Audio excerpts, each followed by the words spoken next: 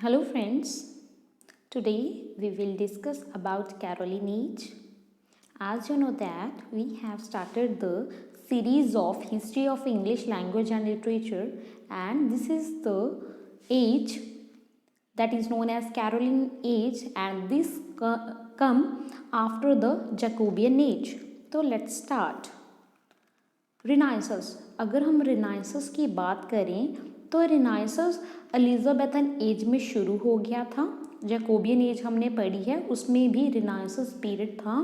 और Jacobian as के बाद जो एज आती है दैट इज़ कैरोलिन एज, और कैरोलिन एज के बारे में ही आज हम डिस्कस कर रहे हैं।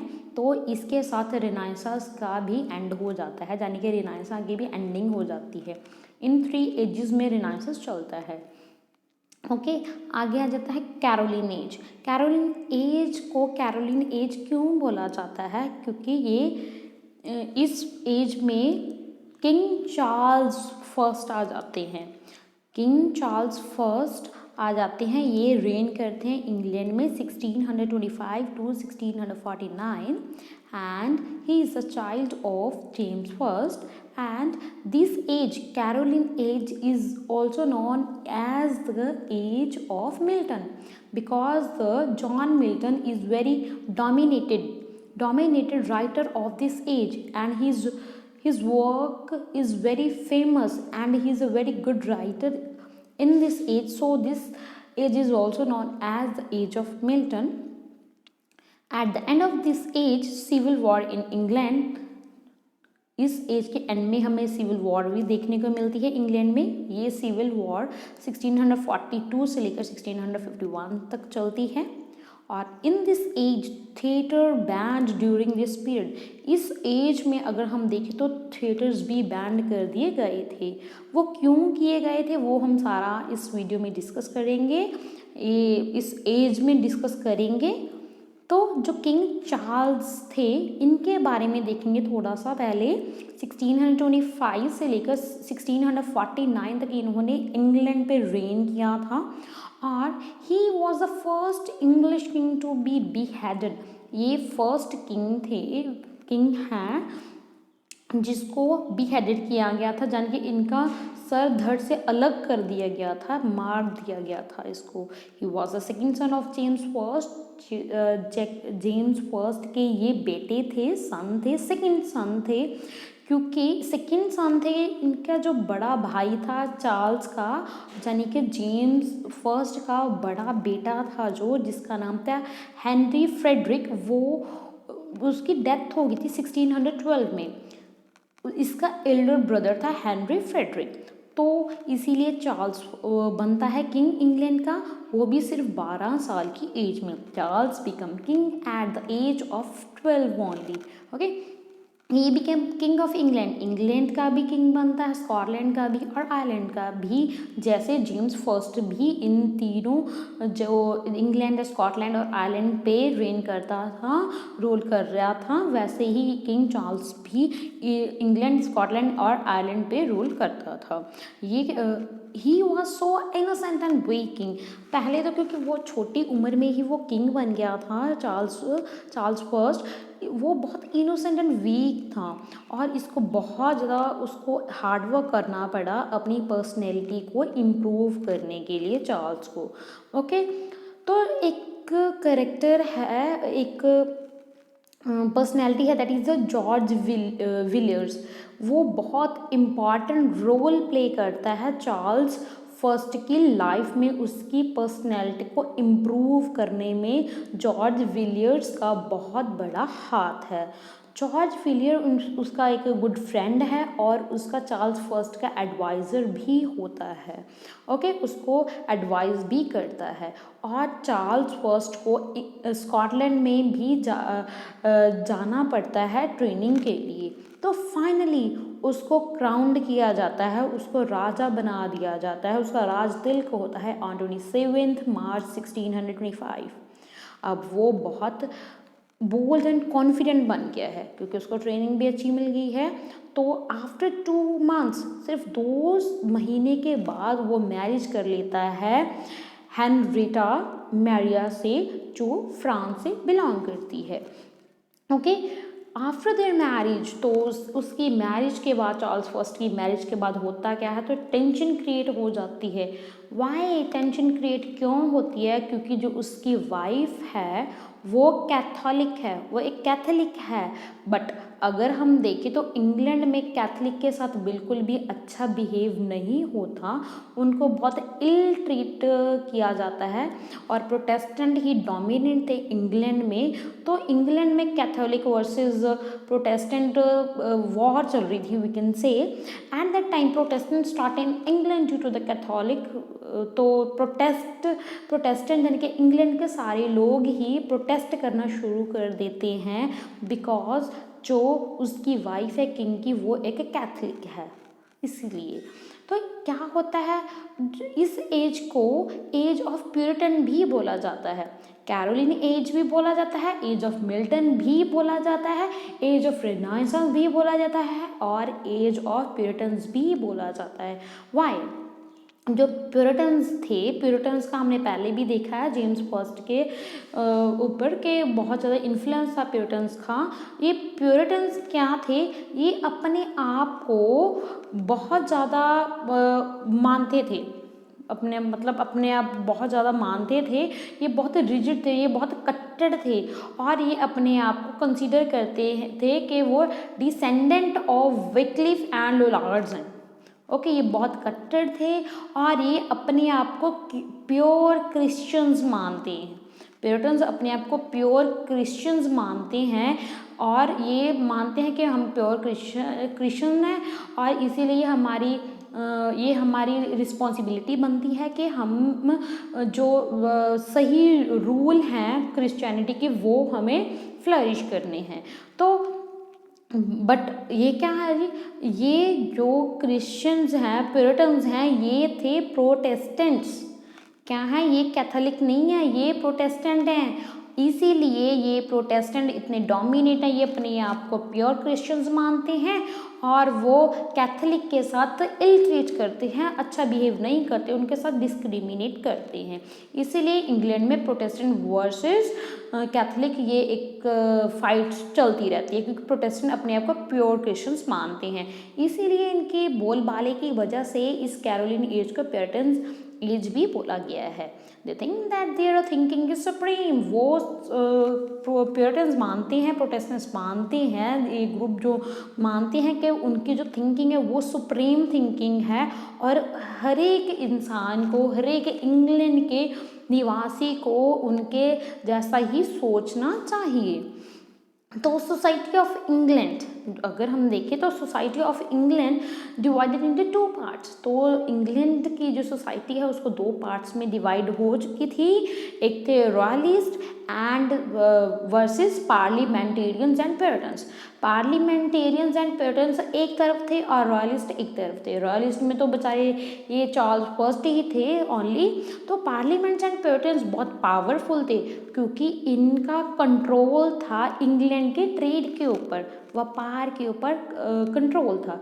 पैसा कहाँ से आता है भाई? ट्रेड से ही आता है। तो सारा कंट्रोल तो पार्लियामेंटेरियंस और प्यूरिटन्स के पास था। जो चार्ल्स फर्स्ट थे वही थे एक अकेले रॉयलिस्ट इधर वाली साइड में।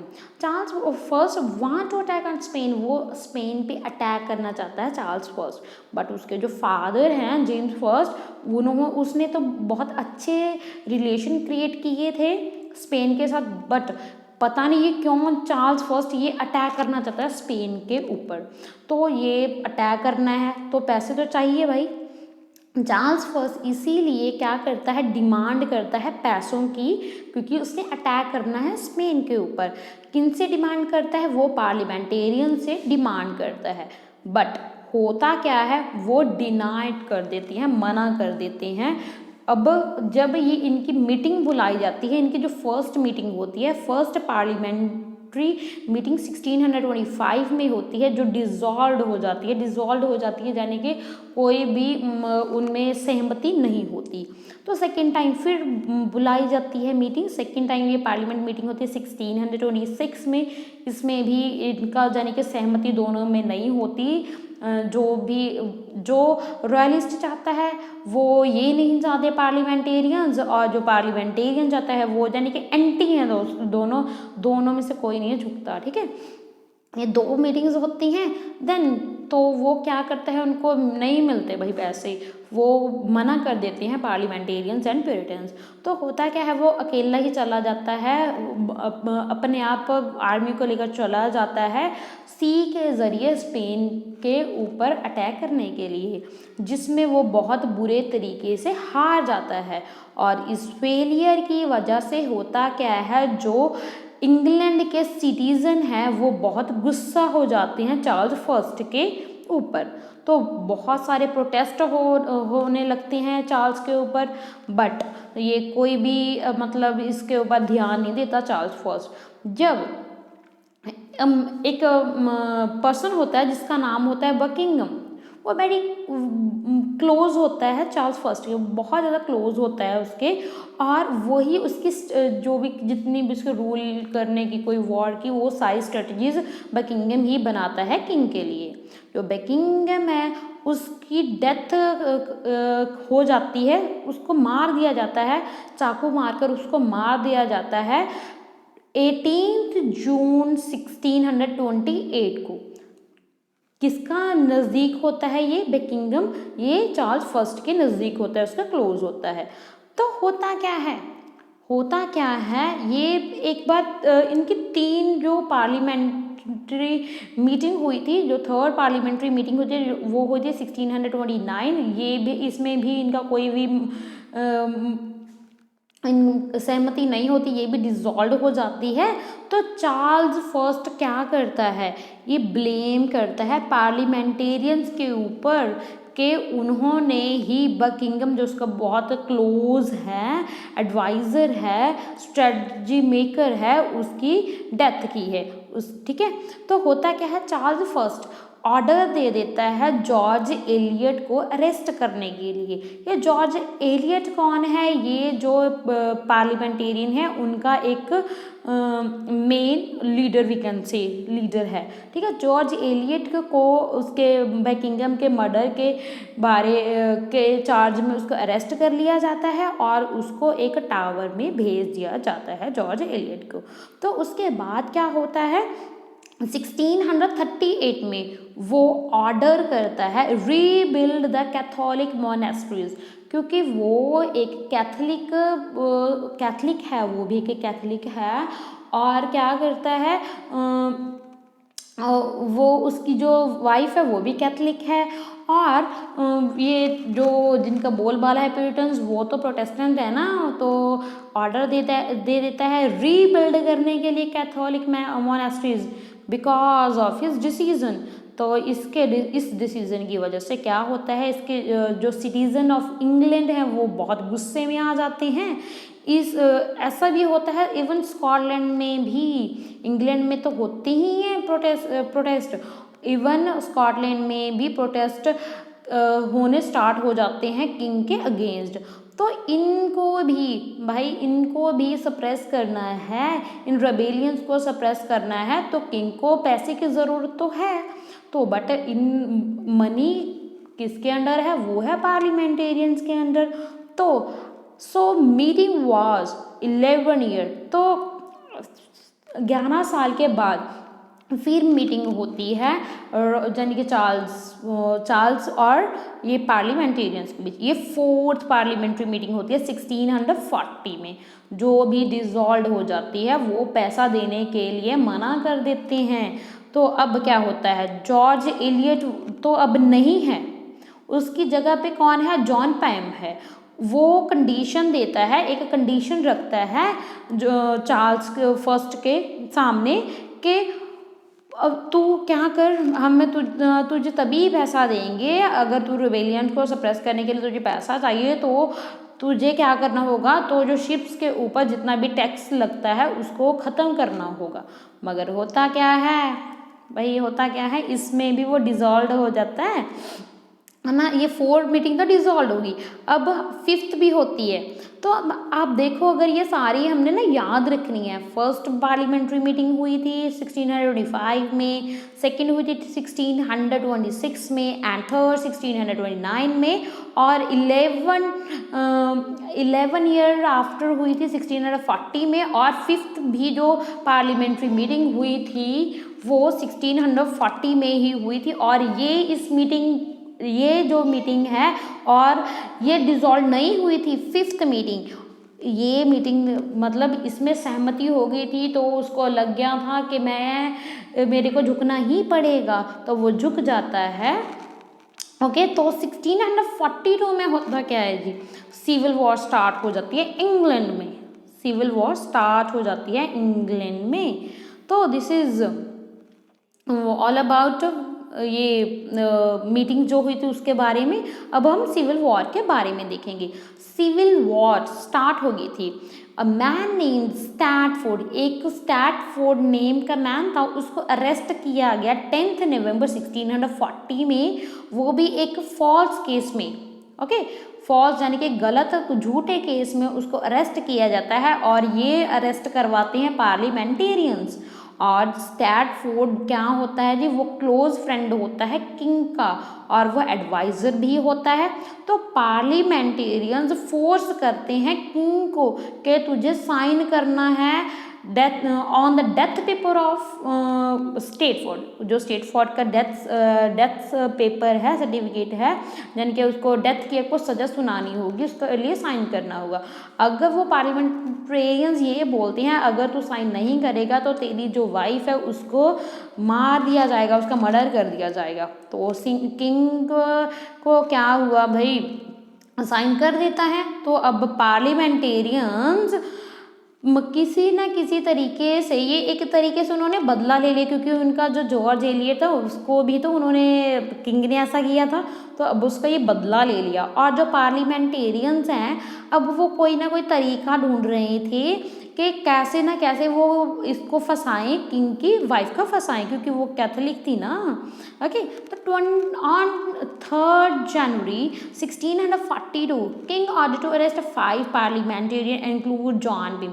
तो इस 1642 को होता क्या है, जनवरी की 3 जनवरी को वो ऑर्डर दे देता है, किंग चार्ल्स फर्स्ट ऑर्डर दे देता है कि ये 5 पार्लियामेंटेरियंस हैं जिसमें जॉन बाइम है, उनको अरेस्ट करने के लिए ऑर्डर दे देता है। बट वो जो 5 पार्लियामेंटेरियंस है वो सरेंडर नहीं करते। किंग अपनी वाइफ को हॉलैंड भेज देता है। क्यों भेजता है, सेफ्टी पर्पस के वो वहाँ पे सेफ रहेगी इसलिए।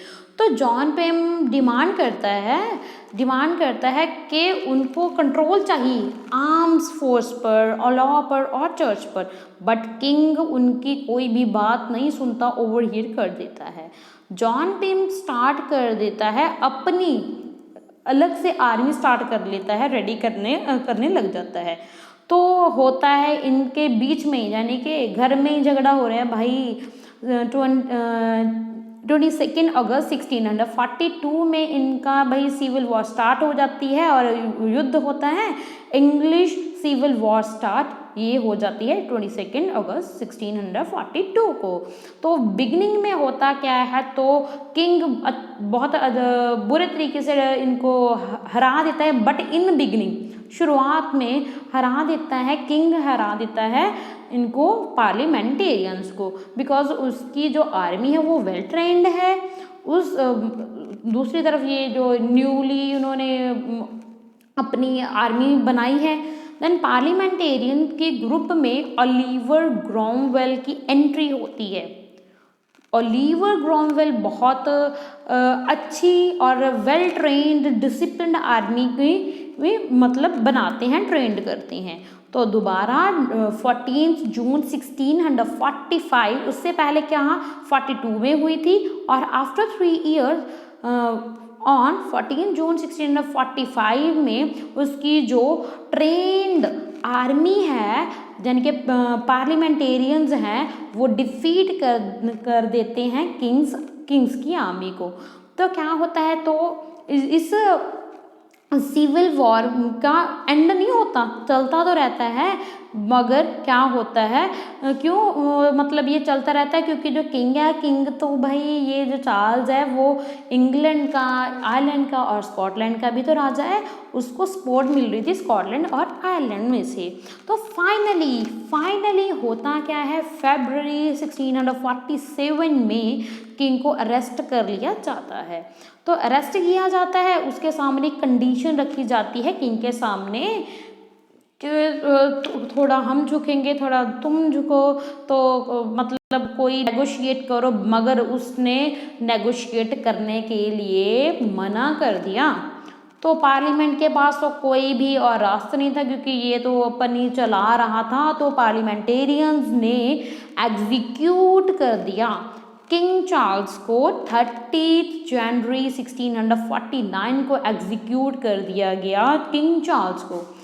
तो एब्सोल्युटली मोनार्की एंडेड हो जाती है, जिससे सीड ऑफ डेमोक्रेसी का बीज बोया जाता है, यानी कि डेमोक्रेसी का बीज बोया जाता है इस एग्जीक्यूशन के बाद। अगर हम देखें, this is all about, I have you enjoy my video and get very informative for you this video. Thanks for listening. God bless you.